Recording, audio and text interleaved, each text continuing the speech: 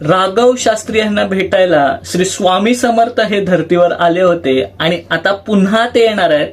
तर ते कोणाला भेटण्यासाठी येणार आहेत हे आपण देऊळबंद 2 ह्या चित्रपटामध्ये पाहणार आहोत.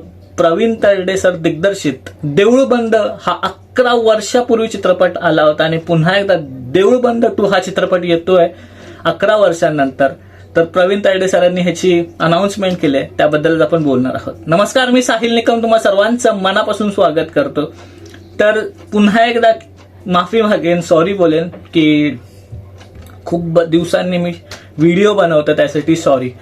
तर मराठी चित्रपटसृष्टीमध्ये जे सिक्वल्स आहेत ते एकामागोमाग फ्लॉप होत आहेत आणि पुन्हा एकदा देऊळबंद 2 म्हणजे देऊळबंद ह्यानंतर 11 वर्षांनंतर देऊळबंद 2 नावाचा चित्रपट येतो जो की सिक्वल असणार आहे. आणि ह्यावेळेस श्री स्वामी समर्थ महाराज कोणाला भेटायला येणार ही उत्सुकता असणार आहे. आणि प्रवीण तरडे सरांनी ह्या चित्रपटाची तारीख रिलीज डेट घोषित केली आहे जी की 29 मे 2026 असणार आहे. आणि 1 मेला राजा शिवाजी हा चित्रपट रिलीज होतोय, त्यामुळे हा गॅप हा चांगला आहे माझ्या मते तरी, कारण दोन मोठे चित्रपट येत आहेत.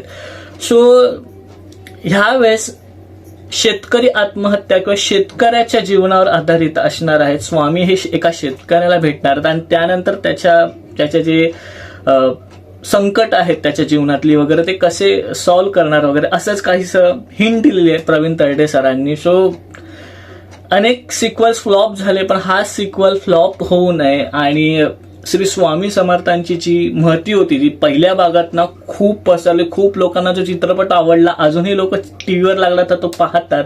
ह्यावेळेस सुद्धा तोच ऑरा तेच सगळं तसाच चित्रपट पॉप्युलर हो हीच इच्छा आहे. कारण ह्यावेळेस कश्मीर महाजनी हे नसणार आहेत, कारण तो एक प्रॉपर वेगळा रोल होता राघव शास्त्रीचा वगैरे. आणि ह्यावेळेस नवीन कलाकार कोण असणार आहेत किंवा काय काय नवीन असणार आहे हे सगळं पाहण्यात खूप उत्सुकता आहे. आणि प्रवीण तरडे सरांचं डिरेक्शन हे जबरदस्तच असतं, त्यामुळे खूप उत्सुकता आहे. आणि 29 मे 2026 रोजी हा चित्रपट रिलीज होणार आहे. तुम्ही चित्रपट पाहायला जा आणि मीही चित्रपट पाहायला जा आणि खूप उत्सुकता आहे. एवढंच सांगायच्यासाठी हा व्हिडिओ बनवला. तर इथेच थांबूया, पुढच्या व्हिडिओमध्ये भेटू. तोपर्यंत आपलं युट्यूब चॅनल पिक्चर प्लॅटफॉर्म पाहत राहा आणि लास्ट बट नॉट लिस्ट स्वतःची काळजी घ्या.